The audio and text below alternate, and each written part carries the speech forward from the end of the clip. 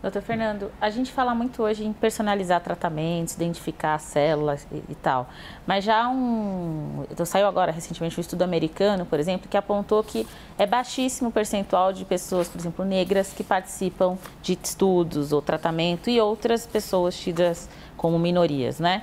E que a gente hoje estaria balizando esse acesso a tratamento, a estudo que eu estou falando, né? Baseado em resultados de pessoas não negras, né? Pessoas brancas e outras etnias que não sejam as pretas.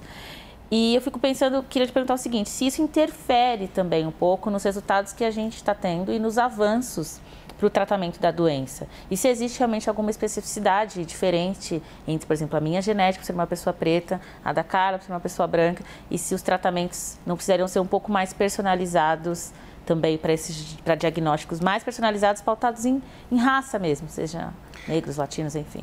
Letícia, você até me deixa emocionado. Não foi a intenção. Mas eu vou te falar por quê. Essa é uma das perguntas e dos assuntos mais importantes que alguém poderia colocar no mundo de hoje.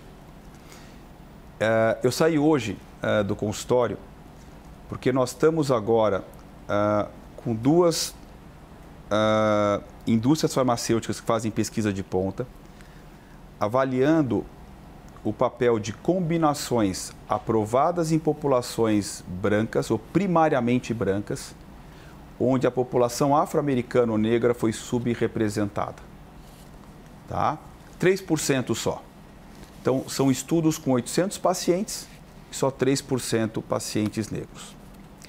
Então, a tua pergunta ela tem uma relevância muito importante, porque as minorias, se a gente pode dizer isso, eu acho que é o termo errado, porque não tem minoria e maioria, quer dizer, gente é gente, mas os negros são subrepresentados em todos os estudos oncológicos.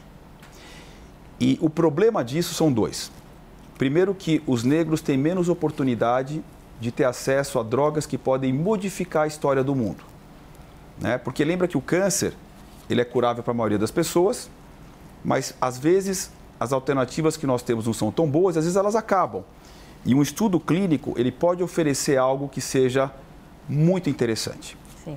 E os negros têm menos possibilidade de ter a oportunidade de entrar no estudo clínico. Esse é o primeiro aspecto. O segundo aspecto é que a gente não sabe, pela questão da farmacogenômica, se negros respondem melhor ou pior para aquele remédio, para aquela doença do que caucasianos, que é raça branca, ou do que asiáticos, por exemplo, ou do que hispânicos. Então a gente não sabe.